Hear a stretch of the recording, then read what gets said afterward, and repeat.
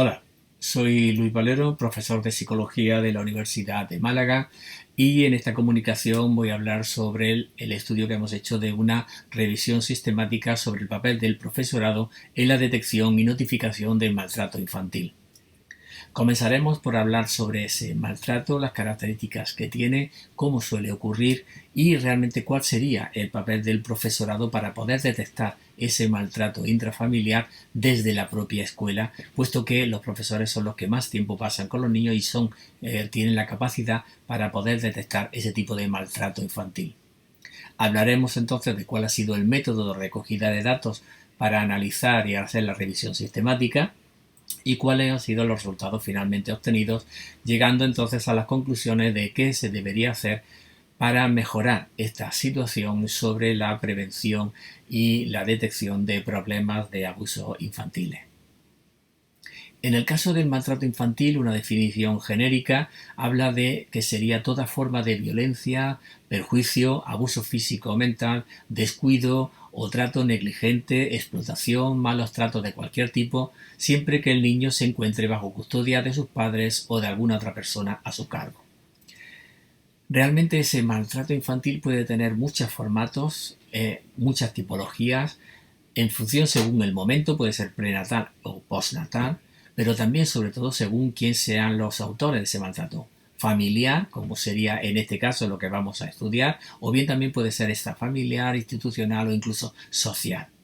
También se pueden definir según la acción concreta en que consiste ese abuso, bien sea un maltrato de tipo físico, o bien emocional o psicológico, o bien sea también un abuso sexual. Y te pueden definir también en función de la omisión producida, pues puede haber una negligencia física o emocional, o el hecho de no cubrir las necesidades físicas y de seguridad que el niño y las niñas necesitan. Por otra parte, también se hablan de múltiples factores de riesgo, muchos de ellos detectados no solo individuales, sino sobre todo las características de padres o tutores, las características familiares o socioculturales y económicas que rodean la mayoría de los casos de abuso físico. También están muy detectadas cuáles serían las consecuencias que suelen tener, no solo físicas o inmediatas o también demoradas, puesto que van a repercutir y se van a ver en el propio cuerpo del niño, sino también otra serie de repercusiones neurofisiológicas o de crecimiento a más largo plazo, o incluso el estrés postraumático que se desarrolle después, o múltiples trastornos de conducta posteriores. Desde luego lo que siempre va a haber son bastantes cambios sociales y emocionales en la conducta del niño que está en una situación de maltrato. De hecho, la UNICEF declara que hay unos 300 millones de niños y niñas en todo el mundo que son víctimas de violencia, y además unos 250 millones de niños y niñas que son castigados por medios físicos en el mundo.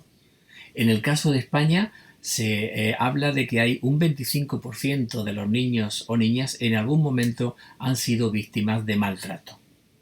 Y de hecho la Fundación ANAR, que se dedica a esta temática, habla de que hay unos 5.930 niños y niñas fueron atendidos por maltrato en España en el año 2018. Una cantidad bastante elevada. En este caso, ese maltrato intrafamiliar realmente ocurre en una situación más privada, es más difícil de detectar, y en este caso el profesorado podría ser realmente quien tendría más facilidad para detectar esa problemática al estar en contacto directo con el niño durante bastantes horas.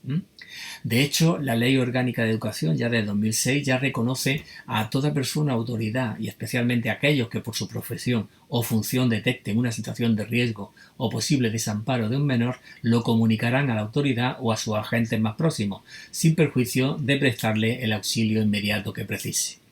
Es decir, que ya se reconoce oficialmente el papel y la necesidad del profesorado para detectar ese tipo de situaciones de maltrato. Y la situación realmente legal más actual en la Ley Orgánica de 2021 ya dedica varios artículos al deber de comunicación de situaciones de violencia que se produzcan sobre el niño. De esta forma, realmente el profesorado sería un elemento clave para llegar a detectar muchas de esas situaciones.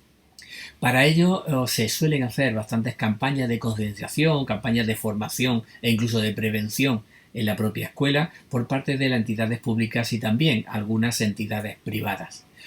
El papel del profesorado pues necesita realmente aumentar ese conocimiento, necesita formarse sobre las características del maltrato infantil,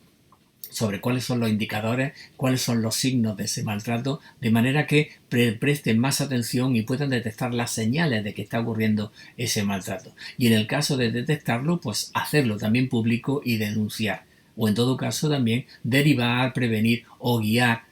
la atención que reciba ese niño en los días o los meses siguientes. De esta forma, pues, el papel del profesorado será fundamental para la detección de ese tipo de violencia intrafamiliar. En este estudio, pues, lo que tratamos es de hacer una revisión sistemática de todos aquellos programas que se dan ya desde la escuela y que estén dirigidos a detectar y prevenir el maltrato infantil.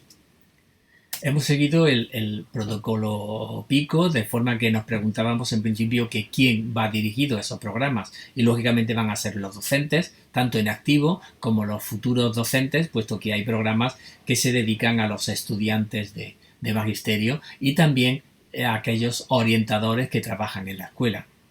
El qué y el cómo sería la búsqueda de artículos empíricos que han investigado cómo se da ese conocimiento, formación, la detección y la notificación del docente sobre el maltrato.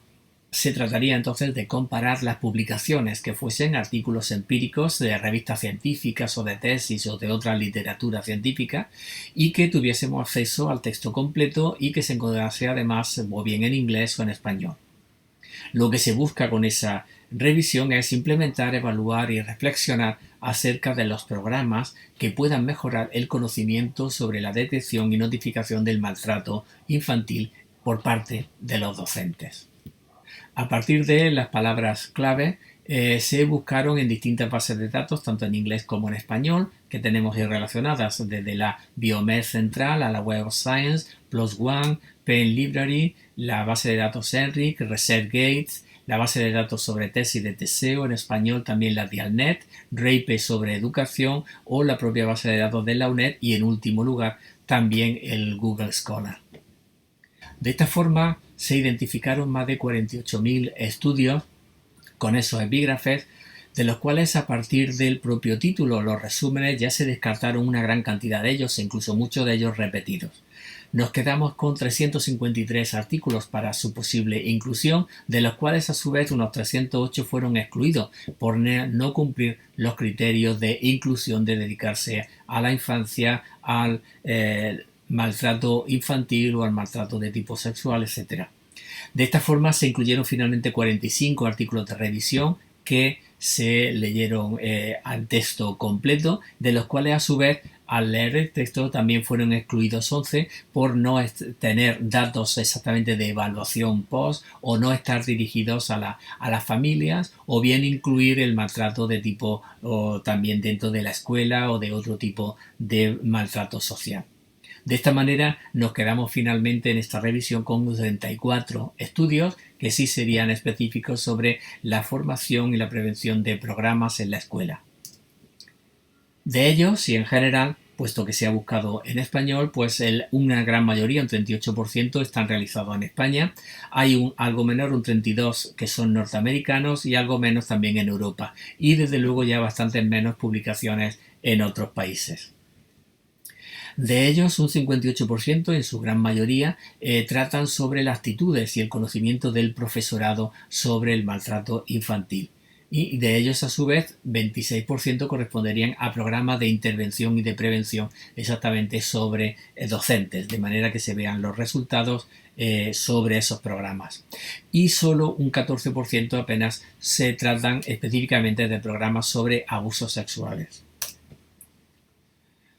De esta forma, pues podemos hablar de que los estudios sobre las actitudes y el conocimiento del profesorado sobre el maltrato infantil presentan grandes lagunas, puesto que los profesores tienen un gran desconocimiento sobre el maltrato infantil, sobre sus indicadores, sobre los factores de riesgo, los factores intrafamiliares o sociales que están unidos a ese tipo de maltrato en general. Los profesores realmente no llegan o no son capaces de identificar cuáles son esos factores de riesgo dentro de la familia y solo detectan aquellos casos más graves, sobre todo los que más se detectan es el maltrato físico, por las consecuencias inmediatas que tiene, por los moratones, los dolores y las consecuencias que tiene físicamente y visualmente sobre el propio niño, de manera que son esos los que más se detectan. Sin embargo, aún así hay datos de que más de la mitad de los que se detectan no se llegan a denunciar. En muchos casos se dan justificaciones para no perjudicar al propio niño o por peores consecuencias dentro de la propia situación intrafamiliar. Por otro lado, tampoco los docentes conocen el sistema de recogida de datos de información sobre el maltrato infantil que existe a nivel institucional, aunque sí tienen los docentes una gran predisposición para aprender y para formarse sobre esta temática. Los programas que ya se han hecho sobre prevención y formación del profesorado sobre el maltrato infantil realmente son eficaces, muestran cambios inmediatos. Tras esos programas, los profesores suelen cambiar sus actitudes y sus conocimientos sobre el maltrato infantil, pero suelen ser resultados muy a corto plazo. Por otro lado, además, estos estudios suelen ser débiles, tienen diseños solamente pre-post y no hay comparaciones con otro tipo de tratamiento, otro tipo de intervenciones ni grupos controles. E incluso hemos detectado también algunos estudios que realizan esa formación online, es decir, los profesores reciben esa formación y esas clases solo online. Por otro lado, los programas de formación sobre abusos sexuales infantiles realmente son muy escasos, hay muy pocos estudios sobre esta temática y aún más es el desconocimiento que tiene el profesorado sobre este tipo de abusos sexuales, que no suelen detectar para nada. Los programas de formación y de prevención precisamente sobre abuso sexual son tan escasos que apenas hemos encontrado solo un estudio que se dedique a esta temática, a formar a los profesores en estos temas. Como conclusión, pues, podemos afirmar que los programas que existen de formación para el profesorado sobre los abusos infantiles realmente son muy escasos. Falta mucha formación por parte del profesorado, tanto en su propia formación académica como en la formación posterior, y en aquellos programas que han llevado a cabo, realmente los resultados son a corto plazo. Son resultados muy cortos, cambian las actitudes, pero no hay datos sobre qué ocurre más a largo plazo. Realmente hay un gran desconocimiento por parte del profesorado de cuáles son las causas del abuso, cuáles son los indicadores que pueden llevar o pueden hacer sospechar de ese abuso, e incluso en muchos casos desconocimiento de las obligaciones legales de denunciar o qué proceso y protocolo seguir al respecto. E incluso se dan razones de todo tipo para no denunciar dentro de la escuela ese tipo de situaciones. En el caso además del abuso sexual falta aún más formación, es el gran desconocido para los profesores y realmente no saben buscar o encontrar indicadores de ese tipo de abuso y son los que realmente menos se llegan a denunciar. Realmente faltan orientadores y profesorados especializados en ese tipo de problemáticas. En suma, pues, los programas son eficaces, pero son muy cortos, son programas express e incluso son programas online. Eso nos lleva a concluir que hace falta introducir programas de docencia, mayores formación, tanto en la propia universidad como en la formación posterior del profesorado, de forma que tengan más conocimientos prácticos, conocimientos útiles que les resulten realmente aplicables para detectar problemas de maltrato infantil y sobre todo que puedan detectar también los casos de abusos sexuales que se ocurren en la familia. Investigar también entonces los resultados y los cambios reales que ocurren tras los programas de formación. No solo que sean cambios en las actitudes inmediatas de los profesores, sino también ver si los resultados son a largo plazo en la prevención o en la notificación de ese tipo de situaciones de maltrato infantil.